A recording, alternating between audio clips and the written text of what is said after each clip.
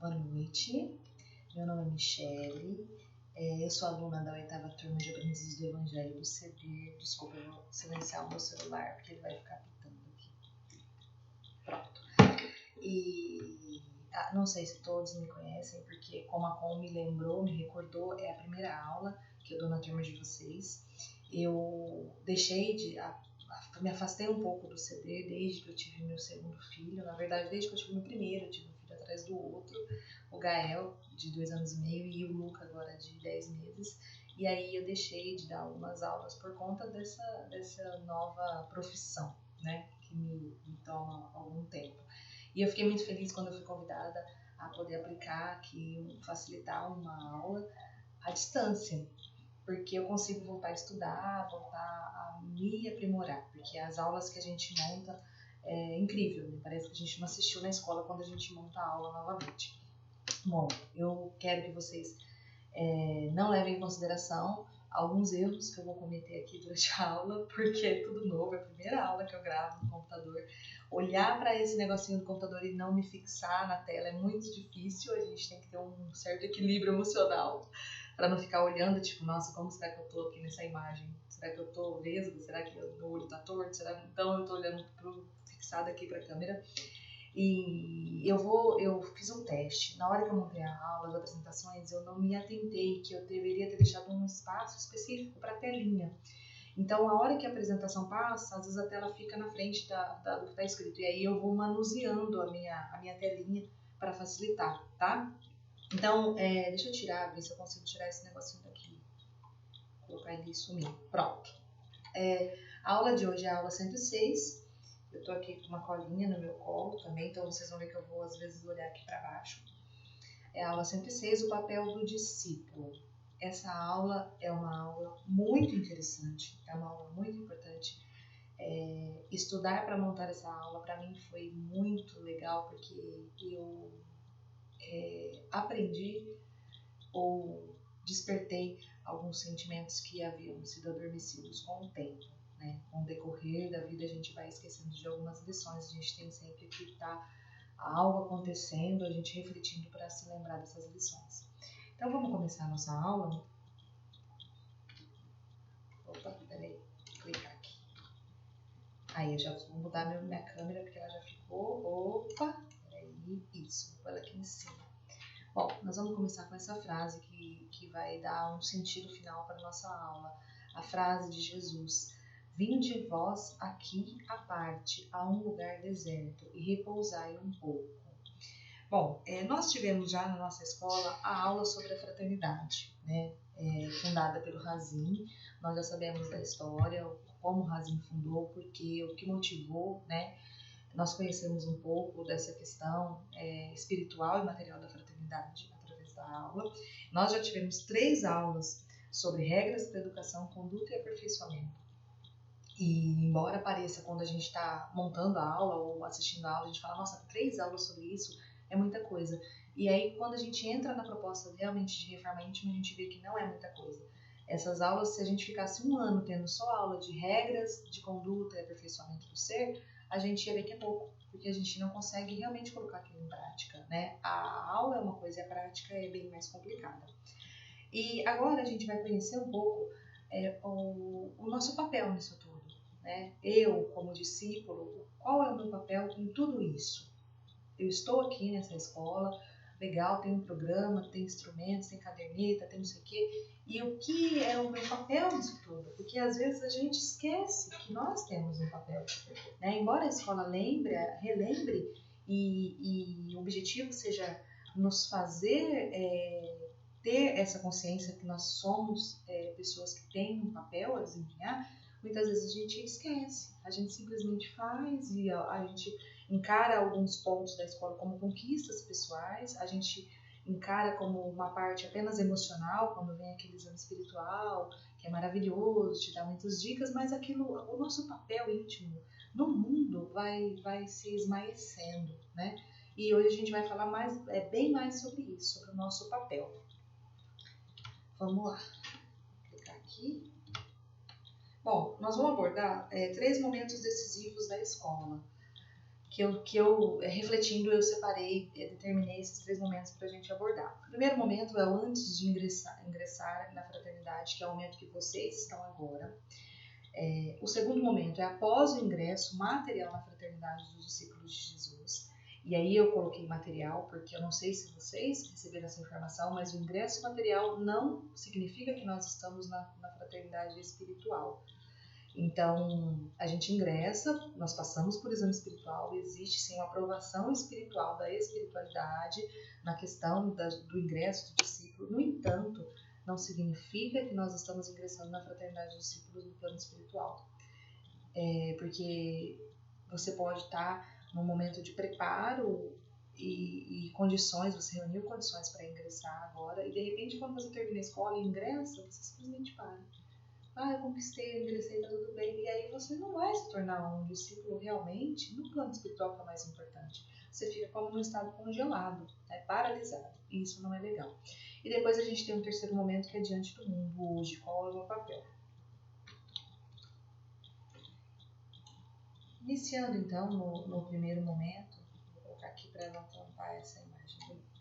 Iniciando então o primeiro momento, no término da escola,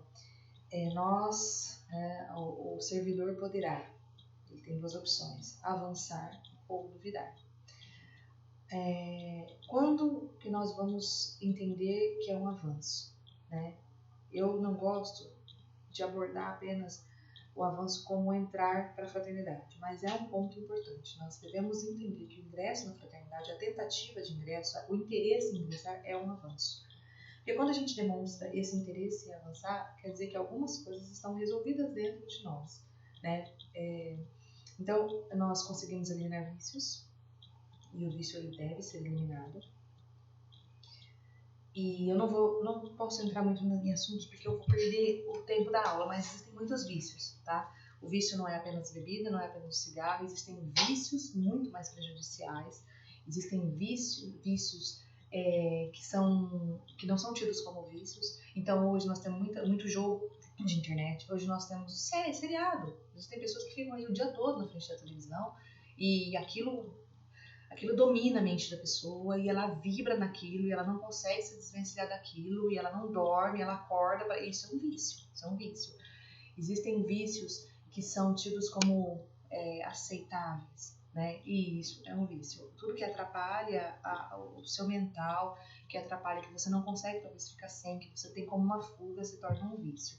E aí a gente tem que eliminar esses vícios, Dosar, a gente tem que, alguns vícios têm que ser abandonados, como cigarro, drogas. Alguns vícios eles têm realmente que serem abandonados. Outros vícios eles têm que ser trazidos para a normalidade, retirar aquilo do ponto de vício, que ele está naquele ponto vicioso, retirar do ponto vicioso. São esses vícios todos que a gente vê por aí, que nós temos também. Então, quando o aprendiz, o servidor, ele se encontra com o coração tranquilo, quando ele sabe que ele já abandonou certos vícios, quando alguns defeitos já estão em processo de transformação e ele sente o chamado, ele está pronto para avançar. Ele entende que, nossa, eu me preparei, eu mudei, eu tenho muito mais para mudar e eu preciso avançar, eu não posso parar, Não existe conclusão. E aí ele está pronto para avançar.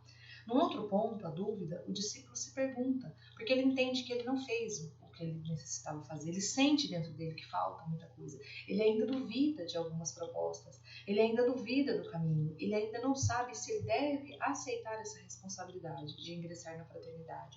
Então existe aí um ponto de dúvida. E essa aula é muito interessante porque ela vem nesse momento em que vocês podem fazer essa autoanálise e já localizando os pontos de dúvida, já começar a melhorar isso. Para que no final do estágio probatório vocês possam dizer, nossa, realmente agora eu estou decidido, eu quero. Então é por isso que essa aula vem agora, porque ela vem trazer essa visão de você pode avançar, você está duvidando? Então se você hoje duvida das suas condições, se você duvida da sua capacidade, você duvida da responsabilidade, de assumir essa responsabilidade, é momento de agora você começar a refletir melhor sobre essa questão, tá?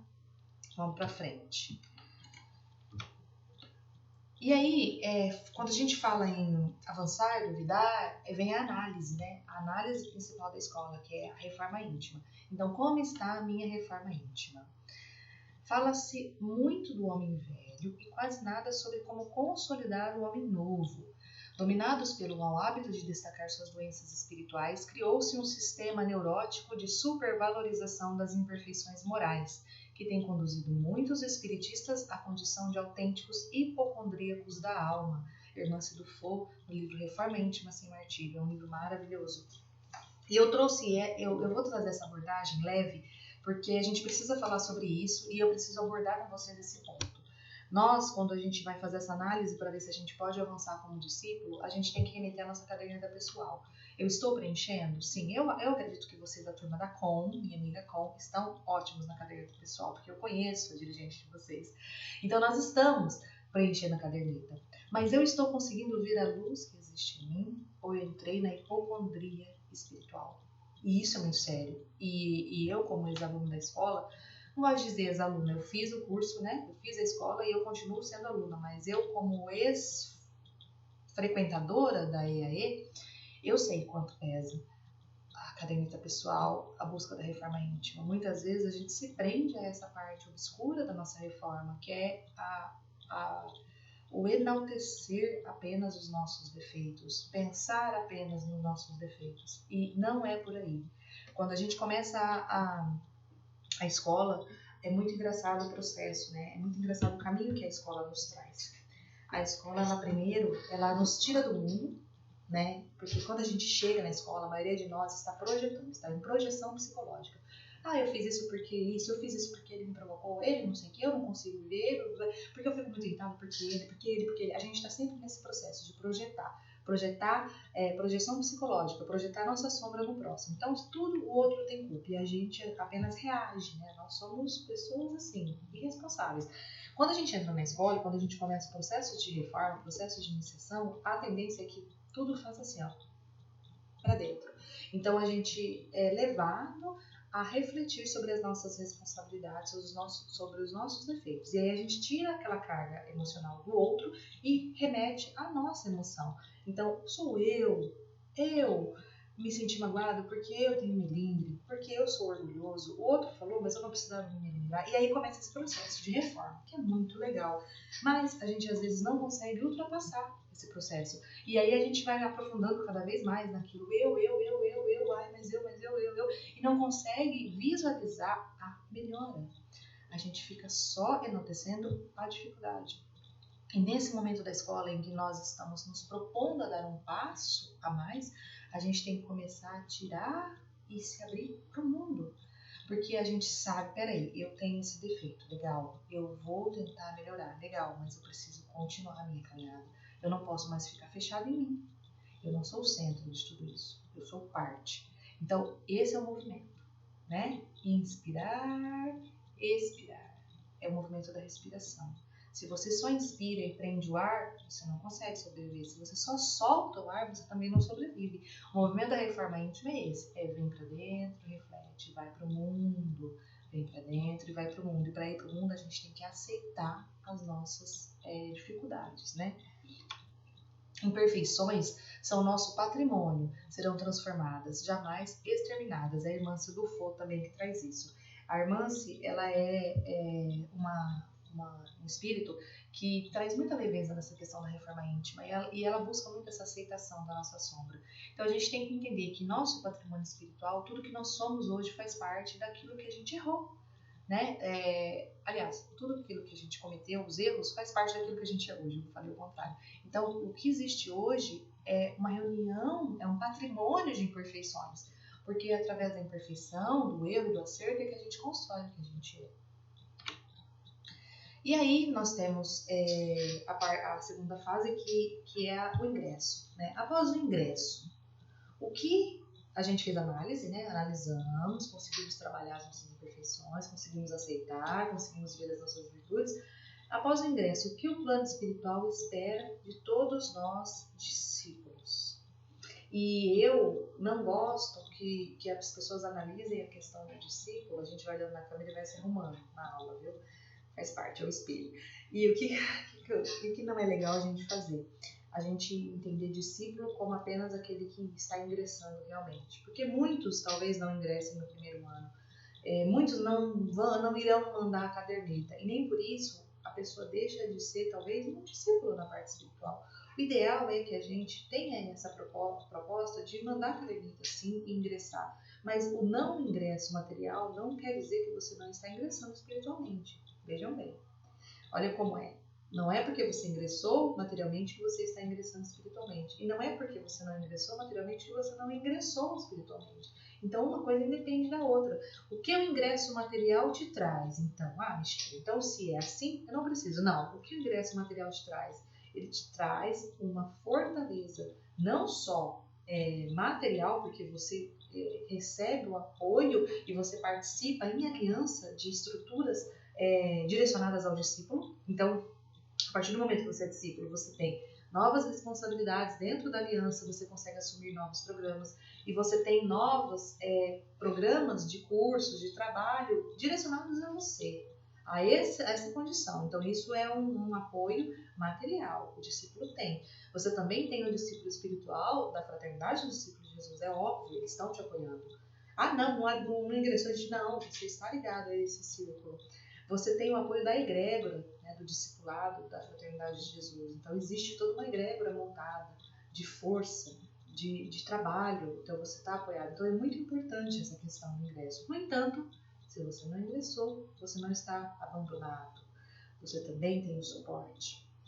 E aí, o que eles pedem de nós, discípulos ingressados ou ainda não ingressados, ainda não participantes da parte material, o testemunho, que é a palavra-chave.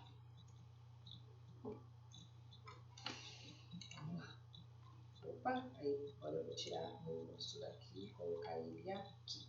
Pronto. Então Edgar Armond nos traz: Jesus reuniu determinado dia seus apóstolos e deu-lhes a tarefa de partir e pregar a boa nova de redenção por vários lugares, e para isso os armou de novas possibilidades anímicas e poderes espirituais. E aí a gente vai fazer aí uma comparação com o nosso momento da escola. Na escola, o que a gente recebeu? Preparação. Nós recebemos preparação teórica, preparação moral e espiritual. Nós temos o curso de médios, que eu não sei quantas pessoas conseguiram participar, mas o curso de médios nos dá esse embasamento psíquico. Muitas pessoas que participam do curso de médios sentem, né, que algo está se abrindo, algo está mudando, é a fortaleza psíquica que está sendo alterada, e nós estamos sendo preparados como os apóstolos, para que a gente possa, em determinado momento, sair e pregar através do testemunho. Mudando novamente.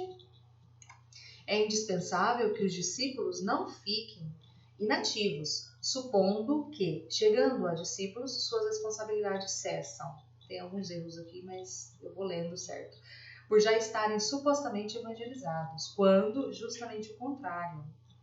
Agora é que elas vão começar. Então, é muito importante que a gente compreenda o real sentido da escola de aprendizes do Evangelho. Ela não é um curso de formação onde você sai pronto e esquece sua reforma íntima. Não é um simples curso em que você angariou aquela vivência e aquele aprendizado e está tudo certo. A escola de aprendizes do Evangelho é uma escola iniciática, é o início de algo. É o momento que você é a criança, talvez. Nós já somos crianças espirituais. É o momento em que alguém te pega na mão e fala: eu vou te ajudar a caminhar, mas enquanto a gente caminha, você vai aprender a andar sozinho, porque você precisa trilhar esse caminho. Então, é um momento de preparação. E quando ela termina, o trabalho começa. Se ele já não está começando agora, porque na fase do servidor a gente começa já, né, a servir. Mas quando a gente termina e a gente ingressa para o discipulado, nós somos servidores do mundo. E aí a gente vai observar o mundo de outra forma. A gente vai ter outra visão do mundo. Se a gente já não tem. Muitas pessoas já têm essa visão. A gente vai entender o nosso papel, compreender que nós não podemos permanecer na inatividade depois desse presente que nós recebemos, que é poder estar aqui na escola, receber esse fortalecimento, receber esse contato espiritual, estar entre esses seres. Isso é um presente, nós precisamos trabalhar, atuar, né? Vamos lá. Muda de novo, olha o que eu falei pra vocês, né? Que eu botei tudo no lugar errado. Vou pôr aqui embaixo agora. Vai ficar todo mundo com o olhinho andando na tela. Vamos lá. Eu mudo o meu aqui também. Mas como a vivência evangélica tem por base o amor aos semelhantes, todos devemos nos devotar ao esclarecimento dos irmãos mais atrasados, para que consigam nesse selecionamento, obter posições favoráveis ao seu futuro espiritual, evitando a rejeição para mundos inferiores. Então, nós sabemos que o nosso mundo está em transição e nosso trabalho é auxiliar que os irmãos que talvez não estejam não receberam, estão alguns passos mais atrás da gente, então eles não receberam esse fortalecimento que nós recebemos, que esses irmãos possam, através da nosso exemplo, do nosso auxílio, caminhar mais rapidamente, para que eles consigam passar essa transição planetária e talvez permanecer no planeta. E se, porventura, eles forem para outros planetas, que eles possam levar em seus corações alguma semente que nós plantamos. Eu gosto muito da figura da corrente, né? Nós temos que compreender que nós somos elos da mesma corrente. Então, ninguém chega sozinho a esse destino. Nós estamos sendo puxados por alguém, pelo elo da frente. E nós somos o elo que puxa, que liga toda essa corrente. Então, nós temos responsabilidade com outros seres, com muitos seres, diga-se de passagem. Aí do livro também de Edgar Armond, Na Semeadura 1, Saber e Pensar. Porque a árvore boa dá bons frutos e os espalha para que alimentem o maior número dos que carecem deles. Mas como o saber é sempre relativo, como tudo mais nos mundos materiais, nunca se sabe ou se conhece o que realmente é a verdade completa. Eu quis colocar essa frase, esse trecho do Edgar, porque quando outro defeito pode nos tentar no discipulado, que é a vaidade, o orgulho com a nossa condição de discípulo. Então, quando se ingressa, geralmente a gente olha assim para aquele que está começando a escola e sabe de nada, inocente. Não é assim, né? Tipo, ai, desculpa, sou discípulo, eu tô sabendo de tudo. Não, você não fala nada porque você não sabe. Você não fez os 3 anos maravilhosos que eu fiz. Não é assim, tá?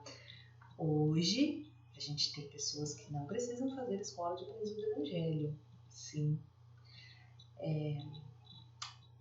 Eu participei por algum tempo de outro lugar, né? Eu fazia escola, participava também de um estudo filosófico. Eu lembro uma vez que uma pessoa perguntou assim pro facilitador: mas como, né? A gente está aqui se preparando, né?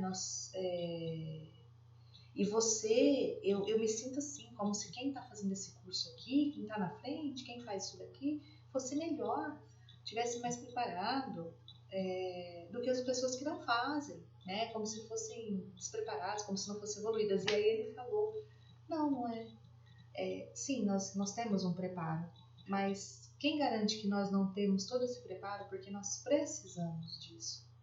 Enquanto o outro talvez tenha essa moralidade, essa espiritualidade desenvolvida sem precisar. É óbvio que não são todos que estão aí no mundo e não fazem uma escola de aprendizes que estão, nossa, não faz porque está bem, não faz porque já evoluiu. Não.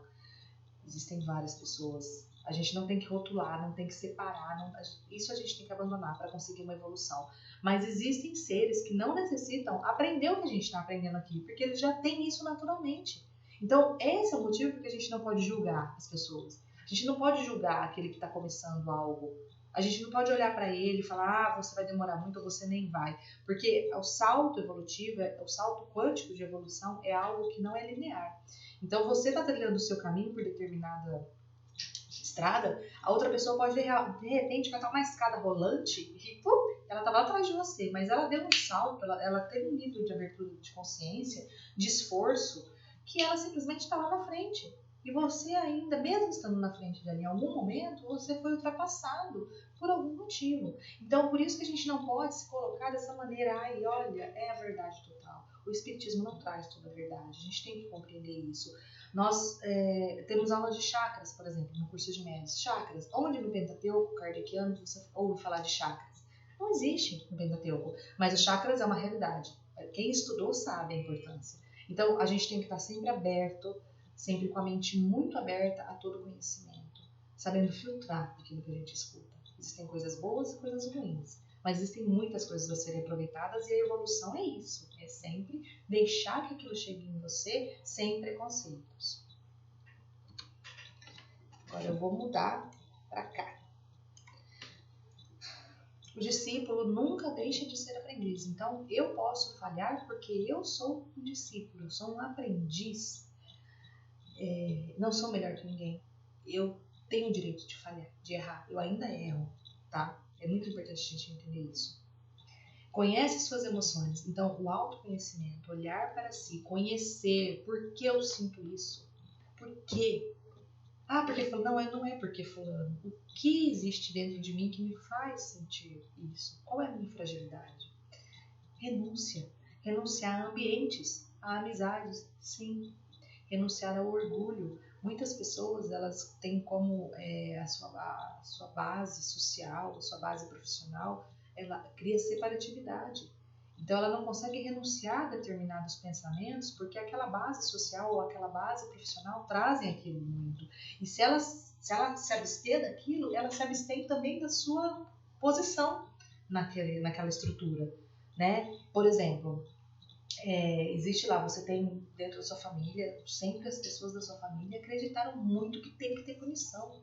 Punição, punição, pena de morte, pena de morte, pena de morte. Quando você entra num ideal espírita, você percebe que não é por aí. Não é por aí. Jesus foi condenado à pena de morte, né? Jesus era só perdão. E aí você começa a ver que você tem que se renunciar a alguma coisa. Mas essa renúncia vai trazer um sentimento de estar apartado, talvez de uma estrutura familiar, e isso machuca, mas deve ser feito. A gente tem que renunciar a muita coisa. E o mais difícil são os nossos sentimentos, as nossas estruturas, nossos padrões. Os padrões são muito complicados para se renunciar, mas a gente tem que renunciar, tá? Se perdoa, então esquece e compreende que o erro foi necessário.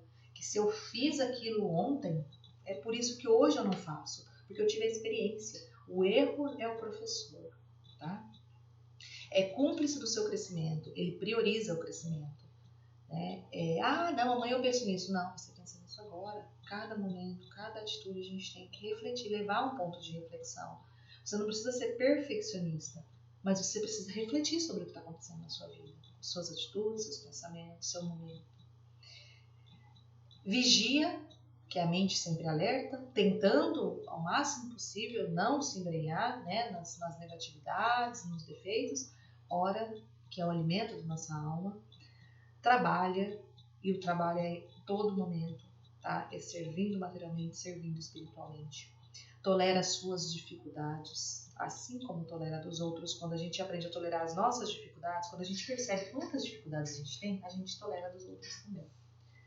Ama a si mesmo, isso é muito importante, pessoal, porque esse amar a si mesmo, quando a gente entra na reforma íntima, é a última coisa. A gente passa a estranhar muito a nossa imagem, a gente passa a querer se chicotear, né, o silício, querer amarrar aqueles espinhos na perninha para ver se a gente consegue ter um auto perdão. E não é assim, a gente tem que se amar. Amar a si mesmo em primeiro lugar, é isso, não é egoísmo.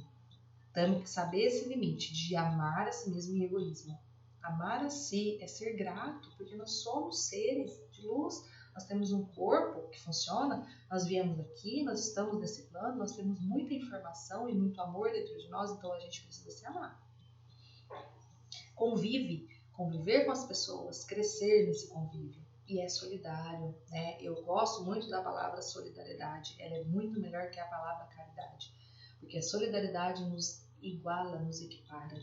A caridade, ela hoje em dia, né? Hoje, ela é algo que a gente já está um pouco poluída, né? Com aquele sentido de, ele tem, eu vou dar para ele, porque ele não tem, eu vou. E aí as pessoas começam a meio que distorcer esse sentido da caridade, quando na verdade a solidariedade te coloca no mundo como um ser que tem responsabilidade pelo mundo todo, porque você é do mundo e o outro está do seu lado, então você tem que ser solidário. É um sentimento maior, não é aquele de tô pra você, não, é um sentimento de eu preciso mudar isso, é uma missão, né? Vamos lá, continuando. Vou me colocar aqui, no meio do globo. Essa é a tarefa. Estejam os discípulos onde estiverem, os testemunhos devem ser dados e serão vistos. E se não houver repercussões no próprio meio, o clamor deles soará nos planos maiores, onde a justiça de Deus não é a justiça dos homens. Então, o testemunho é algo que pode não ter aí um sentido, um sentido material naquele momento, porque você está dando um testemunho silencioso, porque o testemunho ele não é algo que você faz para os outros verem. Muito pelo contrário, os maiores testemunhos são dados em silêncio. Então, o testemunho é algo que a gente dá diariamente, quando a gente deixa de falar algo que a gente quer machucar. Quando a gente fala algo, porque a gente precisa falar aquilo, mesmo machucando, mas precisa ser alterado, alguma coisa precisa mudar. Então, o testemunho é a tarefa de crescimento que o discípulo está trabalhando dentro de si e colocando no mundo. Ele está fazendo um trabalho, é o que eu falo, né, da respiração. Ele vem para si e ele põe no mundo o testemunho. E vem, testemunha dentro, testemunha fora. Esse é o movimento, tá? Ele alcança as outras pessoas do testemunho. Não fica só dentro de você, ele alcança o próximo. Próximo. Aí, já estou em cima do negócio de novo. Vamos lá. Maior mal ainda é praticado por aqueles que, já tendo algum conhecimento sobre a vida espiritual, adotam essa atitude aleatória e estéril, preferindo atividades superficiais que não ajudam os homens a se prepararem para enfrentar os problemas definitivos ligados à redenção espiritual. A hora que vivemos exige definições altas, decisivas, renovadoras. E esse momento em que a gente vive, nós vamos falar um pouquinho mais quando a gente começar no terceiro momento do discípulo, é momento para agir, pessoal. Não é mais momento para a gente pensar, tá? E agir, como eu falei, atitude, proatividade, um silêncio, movimentando a energia, não dá mais para esperar. Nós estamos aqui por um motivo, todos nós estamos aqui, cada um de nós existe nesse momento planetário por um motivo apenas, auxiliar na transição, apenas isso. Nós todos temos os nossos problemas, todos nós temos nossas vidas materiais, sim, mas auxiliar na transição planetária é a nossa missão como seres aqui em evolução, como seres que receberam o Evangelho, tá? Clicando. Agora eu vou colocar aqui no meio. É preciso superar personalismo, que é o egoísmo civilizado, que é isso que a gente vive hoje, esse egoísmo civilizado, né? Tá tudo bem, o outro passa fome, e eu tenho minhas coisas para fazer, e o outro tá morrendo de fome, e o outro tá morrendo doente, mas tá tudo bem, porque também eu não posso fazer nada, porque é criminalidade, porque eu preciso me preservar, e blá, blá, blá, blá, blá, e é isso daí mesmo, é civilizado. A gente vive num mundo em que as pessoas estão morrendo, fome, doença, não importa, e nós estamos achando que tá tudo bem. Orgulho, que é o egoísmo animalizado, que aí já é força bruta, crueldade, prepotência, mandonismo, que é também o que a gente está vivenciando, né? Nós temos todos os tipos de egoísmo hoje. E o espírito de separatividade, que é a gente entender que a nossa vida é a nossa vida, a gente tem que cuidar dos nossos, cada um cuida do seu, cada um por si, Deus por todos. Não é assim. Todos somos um. Desenvolver a ideia de vida universal, igualdade de direitos e deveres, origem e destino comum, empatia e solidariedade. Todos saímos da mesma fonte e iremos voltar, retornar a ela, todos. Todos somos partículas de Deus. Então não existe diferença, tá? Próximo. Vamos agora ao terceiro momento, né? E aí chegamos a hoje, abril de 2020, o terceiro momento do discípulo que eu coloquei. E é onde a nossa aula fica um pouquinho mais pesada, porque hoje nós estamos vivendo uma pandemia. E eu pensei muito, refleti muito, né, sobre falar, não falar. Eu sei que muita gente acha melhor não vibrar nisso, não pensar nisso, e eu não concordo. Então, o que eu acho é que o realismo estrutura as nossas programações, estrutura as nossas bases.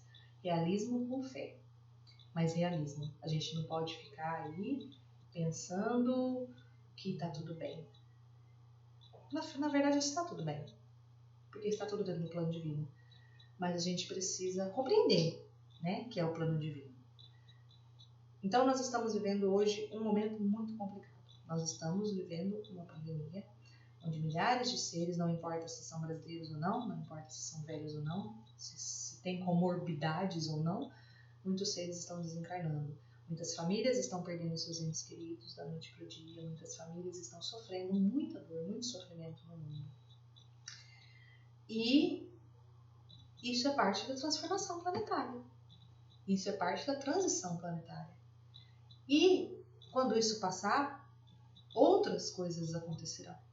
Porque nós estamos em franca transição planetária. O movimento de transição agora está com força total. E vai durar algum tempo. Pouco tempo para uma eternidade, mas muito tempo para quem pensa numa vida. Então, a gente tem que ter consciência que esse processo de dor não vai ser o único. Vai haver mais dores. Vão haver mais dores. Mais desastres naturais, mais vírus, sei lá o quê, crises econômicas, sim, isso é natural. Porque é uma estrutura econômica que aceita a morte por fome, uma estrutura econômica que aceita um comprando uma ilha enquanto o outro não tem água para tomar, não é uma estrutura econômica aceitável para um discípulo, certo? Jesus, talvez, ele deixava dar a César o que é de César, mas César quer dizer que é a parte encarnada, né? E a Deus é a parte espiritual. E a parte espiritual com a parte material, ela se une quando a gente está aqui encarnado. Então, nós não podemos aceitar um mundo em que existe tanta dor apenas olhando para o céu, porque a gente está vivendo aqui. Cabe a nós transformar o nosso planeta. Esse planeta precisa vibrar materialmente no amor. Ele precisa vibrar na positividade. E não é Deus que vai jogar uma purpurina por cima e tornar isso. São as nossas atitudes. É a nossa mudança. É a gente conseguir ter mais solidariedade. É conseguir ver a dor do outro. Conseguir abrir mão do tudo que a gente tem, um pouco, em prol do nosso irmão. Aceitar realmente a igualdade. Aceitar de verdade que o outro pode viver como a gente. E compreender essa noção, né, de eu trabalho, eu tenho direito, você não. A gente tem que compreender mais a parte espiritual das pessoas. E compreender que a dor é parte da transformação. E quanto mais rápido a gente transformar as nossas atitudes, os nossos pensamentos e ações nesse planeta, mais rápido a gente vai ter a transformação. É simples. É simples. E aí a gente chega, né? Vamos continuar. Os tempos são chegados. Materialismo, pandemias, desastres naturais, criminalidade, fome, crueldade, guerra, doenças psíquicas, suicídios, descaso com o próximo, medo, medo, medo, egoísmo, egoísmo, egoísmo. E eu frisei o medo e o egoísmo porque o medo ele vem do egoísmo. E tudo que vem, tudo isso daí de cima, ele é filhinho do medo e do egoísmo. Né? O egoísmo ele vem porque a gente tem medo. Medo de morrer, medo de passar fome, né? E a gente se torna egoísta. E o egoísmo causa tudo isso daí de cima. Porque se a gente não tivesse ainda o egoísmo nos nossos corações, o nosso planeta já era um planeta de regeneração. E a gente não ia precisar de pandemia, nem de desastre natural. Essa é a realidade, tá? Somos os discípulos, né? E é o que vai caber ao discípulo. Eu vou tirar aqui porque eu quero que vocês vejam essa foto. A eles vai caber a testemunhação do Evangelho, nessa época terrível, enfrentando o desvario da humanidade enlouquecida pelo excesso de sofrimento, pela perda das esperanças e pelo terror do desconhecido na terra e no céu. Poucos nesses dias poderão resistir a essa situação, e nessa hora é que aos discípulos de Jesus cabe transformarem-se em colunas de apoio, faróis nas tormentas e nas trevas, consolo no desespero, guias abençoados que mostrarão o caminho único e certo para a salvação no redil do Senhor. Então, como discípulos, nós temos que depositar a nosso coração, nossas mentes em Jesus e compreender que é um processo natural e que a nós cabe amparar e passar a mensagem de mudança. Porque se a gente ficar no pensamento de que Deus vai dar jeito, vai passar e tudo vai ficar bem, e a hora que não ficar bem, quando isso passar, no ano de 2021, vamos dizer, que a gente acredita, 2021 a coisa vai melhorar. Aí quando não melhorar, o que vai acontecer com aquela cabeça frágil que ficou esperando a purpurina de Deus cair e resolver tudo? Ela vai pirar, ela vai se revoltar com Deus. Mas como assim? Mais coisa vai vir? Como assim, Deus? Nossa, a gente precisa sofrer tanto? Então, precisamos compreender que sim, nós precisamos de tudo que está acontecendo. Porque mesmo diante de toda a dor, hoje a gente está vendo pessoas brigando, porque o dinheiro é mais importante, a saúde é mais importante, a vida, não sei o que, e ninguém está pensando em ninguém. Estamos brigando. Então, precisamos compreender que é apenas o início. Quando a gente compreende que é o começo e que nós estamos aqui para auxiliar, a gente se torna pessoas mais tranquilas, porque a gente sabe o que vai acontecer. Não é pessimismo, é compreender que nós temos uma parte nisso, nós temos que vibrar luz, nós temos que trabalhar, mas nós compreendemos que não é tão simples assim o processo de transformação planetária. E nós temos que manter a calma, porque nós somos imortais. A morte não é o final. Então a gente está encarnado, vamos ajudar esse planeta a crescer, ajudar a se tornar mais solidário e amparar as pessoas necessitadas. Simples assim. Testemunhação. Essa é a testemunhação. Gente, eu tenho a tendência a extrapolar a aula. Eu vou andar um pouco mais depressa, porque deu 41 minutos. Mas vamos lá.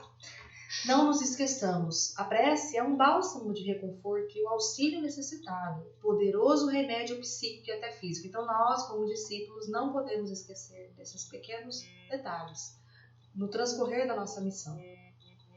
O conhecimento das leis é fundamental ao apressamento da evolução. Que leis? Que Deus é o Criador, então Deus está no comando.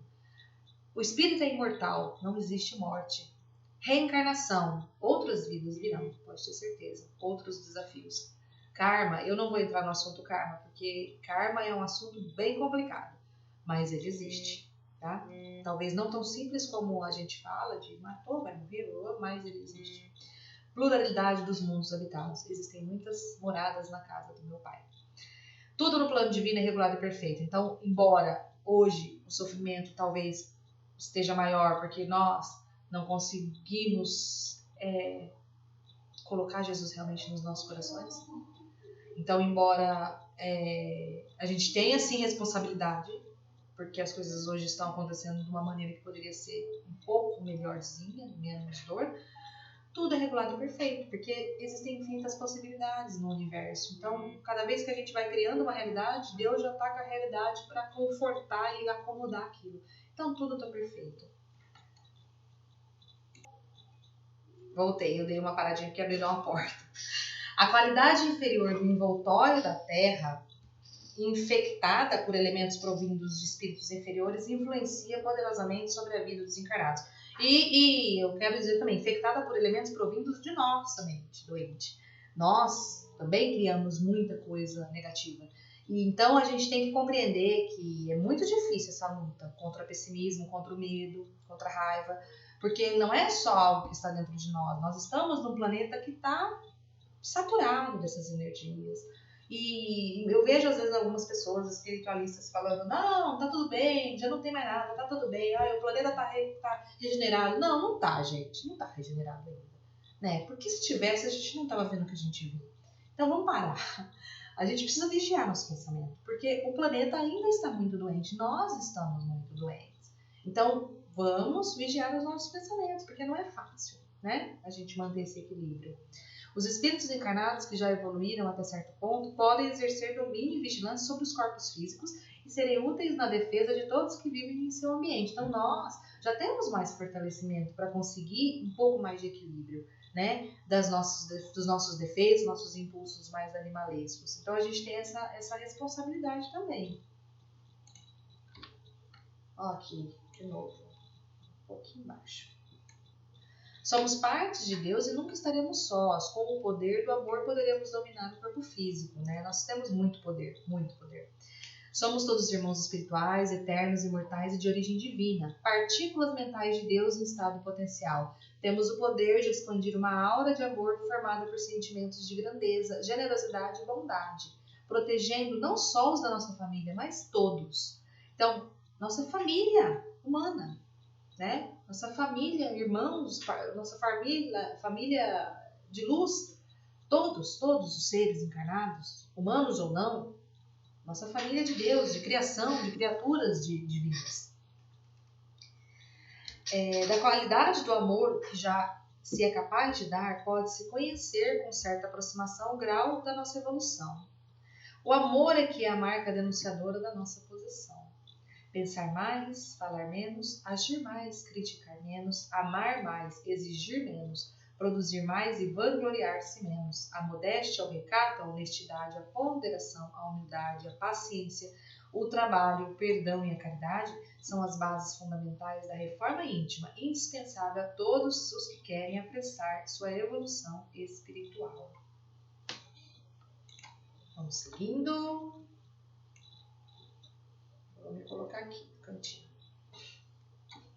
Aqueles que se tornam discípulos são como guerreiros bem armados que descem à arena pública aos testemunhos evangélicos e não podem se esquivar da difusão das verdades imortais redentoras da humanidade.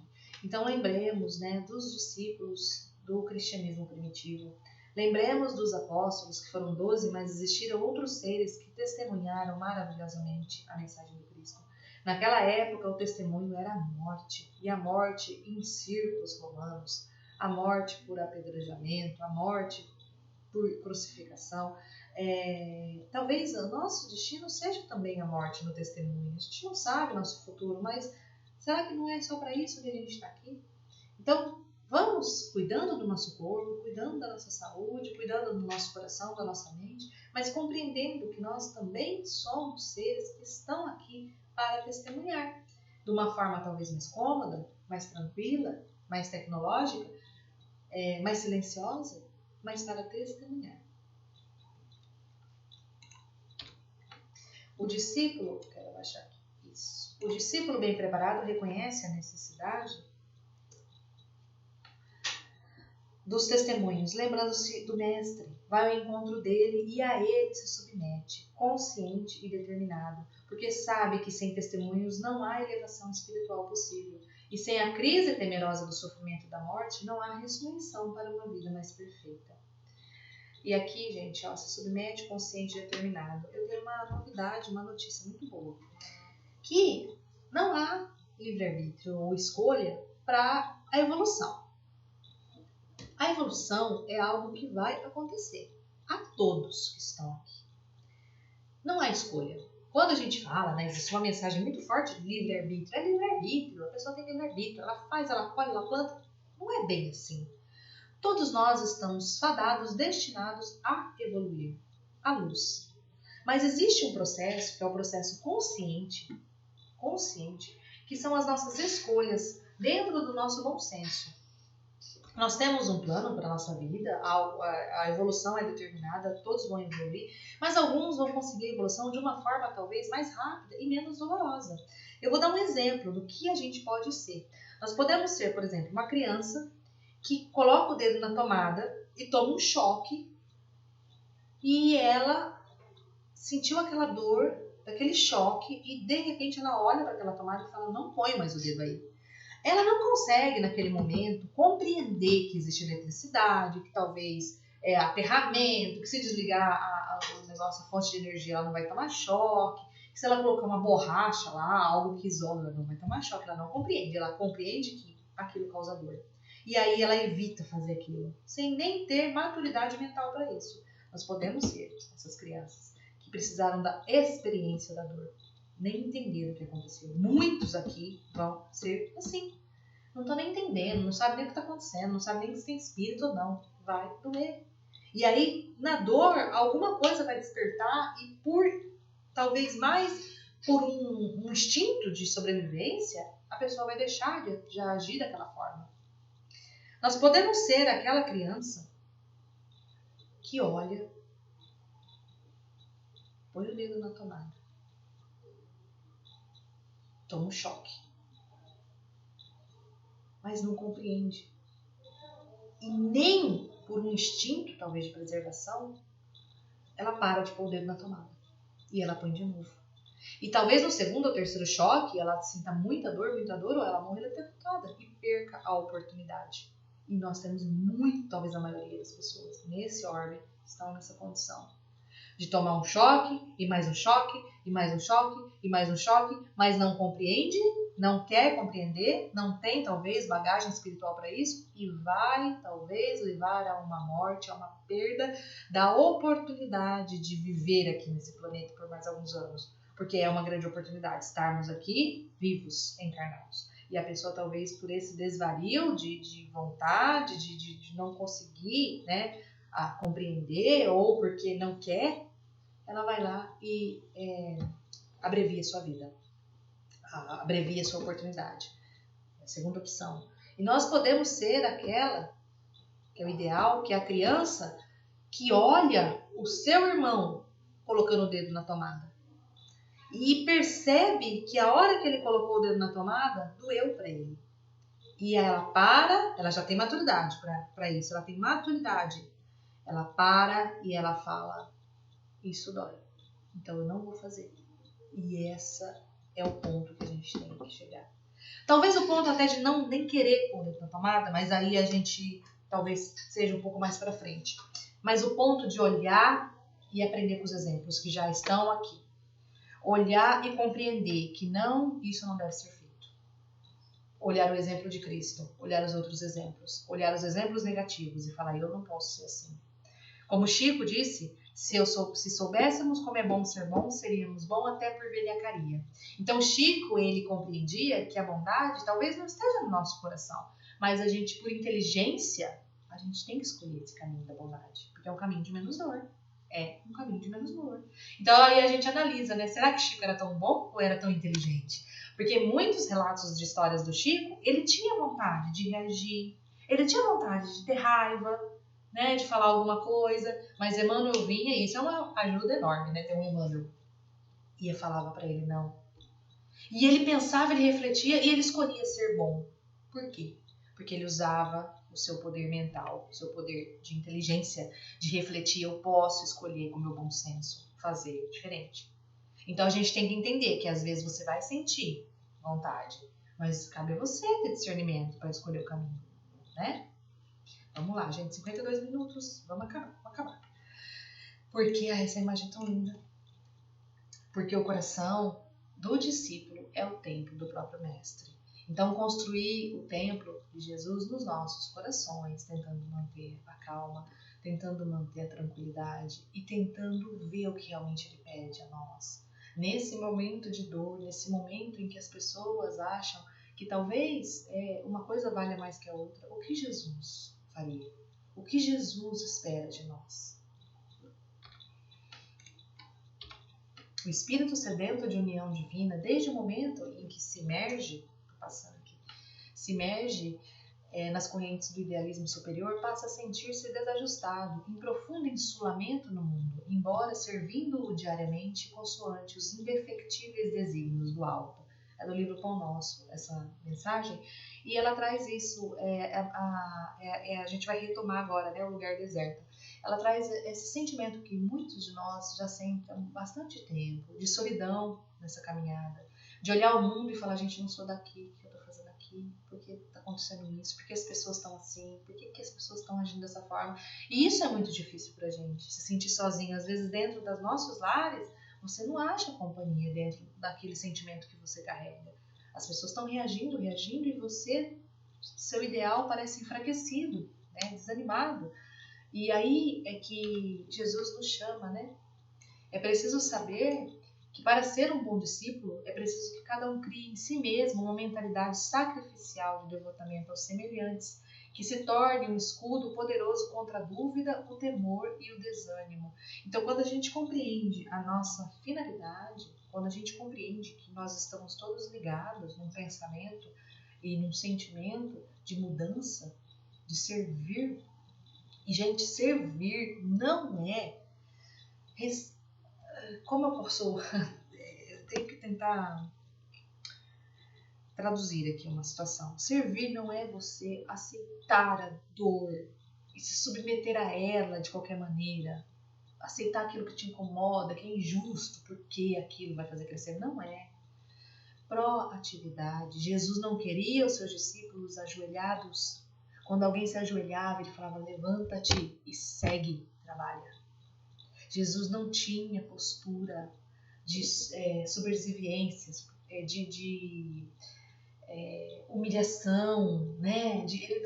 Ele era um homem que sabia o que ele carregava, sabia sua missão, sabia o que ele precisava fazer. Ele andava ereto, olhando nos olhos das pessoas, mostrando com firmeza, com energia. Então nós não precisamos ser as pessoas que abaixam a cabeça, que dizem amém a tudo, que aceita, ai que dor, que sofrimento. Não é assim. A dor faz parte, mas nós não precisamos abaixar a cabeça para passar a nossa mensagem.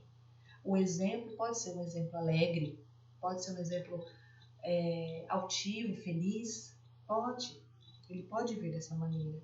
Embora muitas vezes no silêncio, nas lágrimas, na dor, a gente encontre talvez um pouco mais de sintonia por conta da nossa vibração de solidão dessa missão. Mas a gente tem que chacoalhar, né? Chacoalhar a roseira e tentar manter, né, uma postura de integridade, de talvez um pouco de alegria.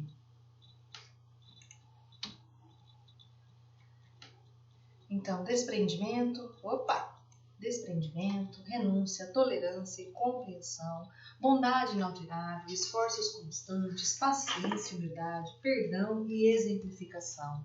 E isso tudo aplicado a toda a humanidade, a nós mesmos. Compreender desde aquele ser que é a vítima até aquele que talvez seja o algoz. E é mais valoroso até. É muito mais difícil a gente compreender aquele que machuca do que aquele que é ferido, né?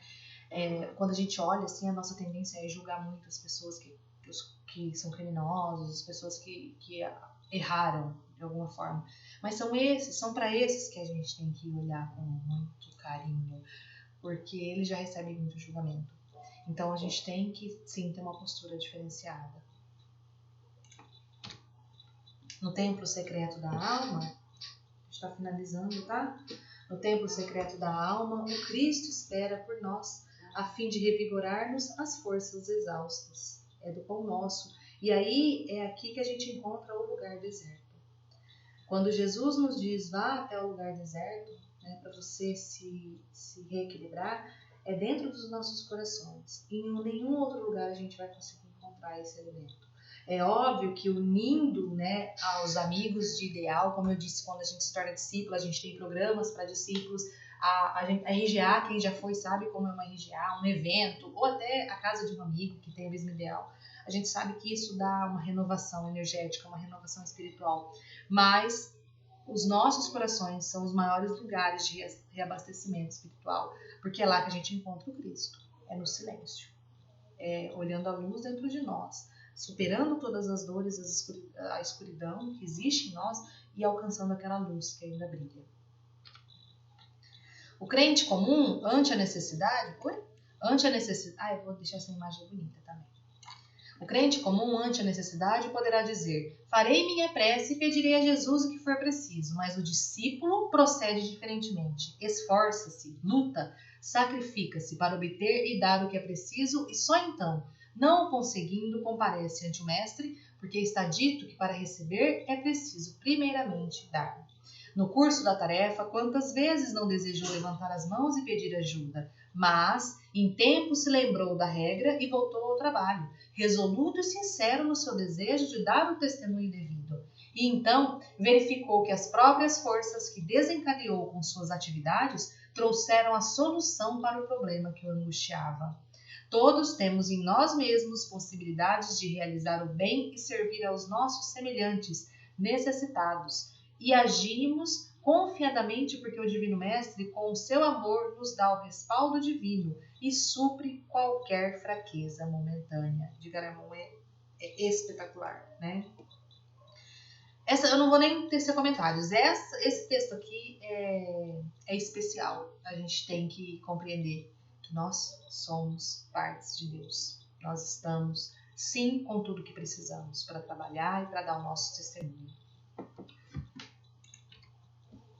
E essa imagem maravilhosa, eu não sei onde me colocar aqui, deixa eu diminuir meu negocinho para vocês. Isso. Então, para finalizar, é mais uma questão do nosso Emmanuel.